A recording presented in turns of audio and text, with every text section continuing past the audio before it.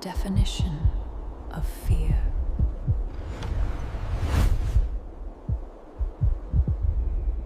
Welcome to Ria's Mystery. I speak to you from Bangladesh, a land of lush greenery and bountiful harvests, a breathtaking tapestry of wetlands, rivers, and nature's finest harmony.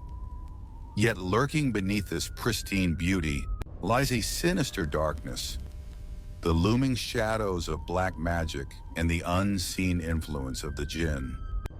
How do these dark forces consume our lives? Put on your headphones and listen closely. Listen if you dare. Ria's Mystery World.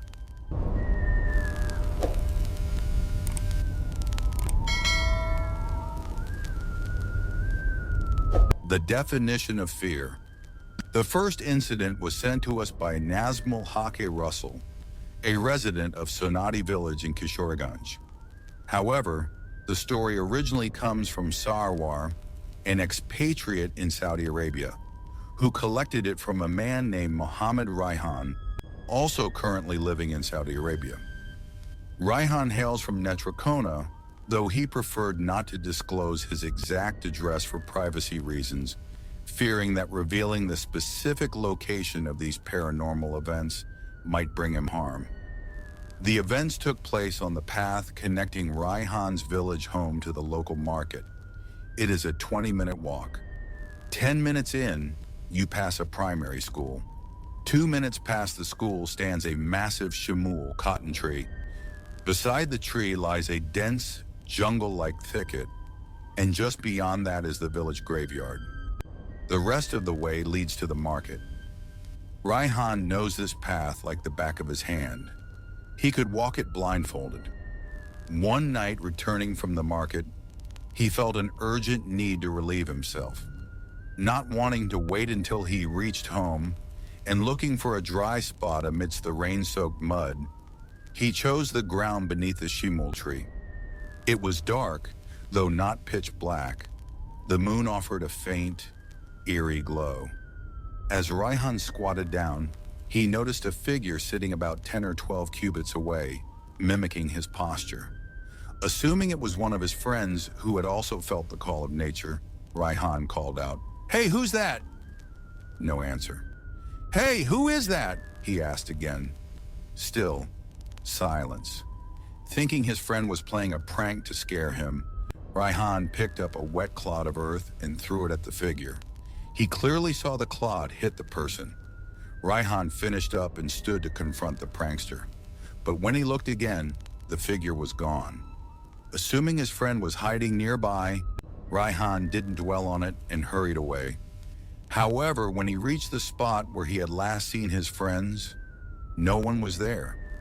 Suddenly, Raihan felt a chill. He realized that if it had been a friend, they would have responded. As he walked past the jungle and the graveyard, he instinctively looked back toward the Shimul tree. What he saw froze his blood. High up in the branches of the Shimul tree sat a terrifying entity.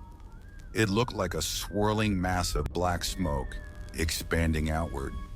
Its feet were pointing toward the sky, its head hanging down.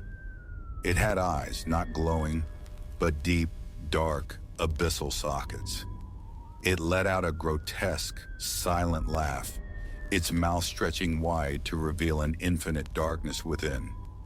Suddenly, a ring of fire surrounded the entity, and it vanished. Terrified and drained of strength, Raihan somehow sprinted the rest of the way home. Upon reaching his courtyard, he screamed for his mother and collapsed unconscious. After waking up and recounting the events, his mother immediately called a local Huzoor, Exorcist.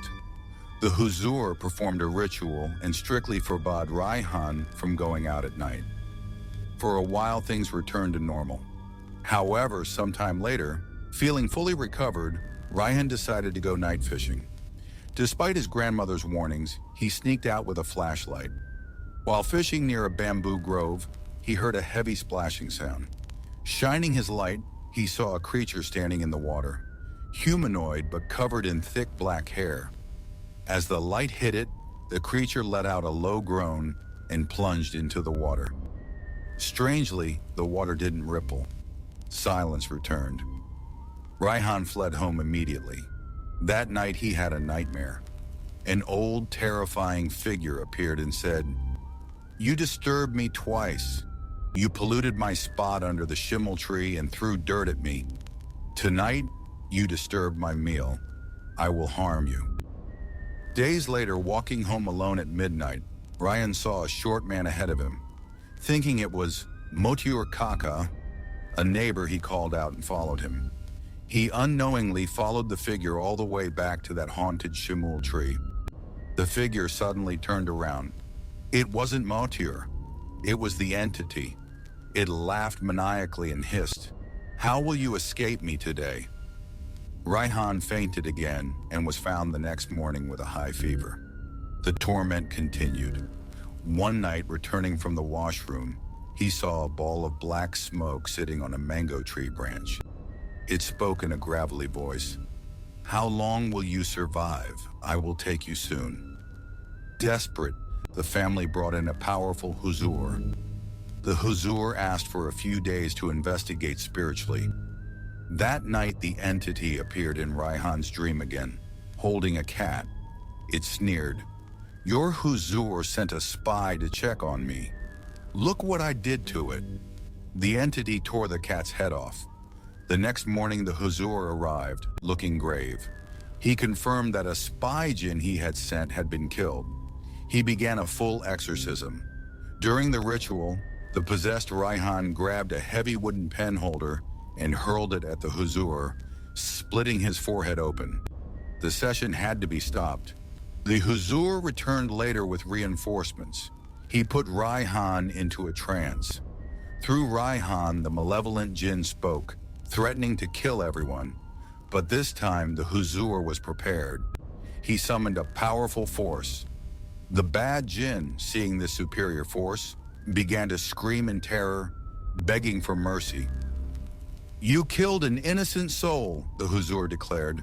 "There is no mercy for you." The jinn was punished, and Raihan finally collapsed, free at last.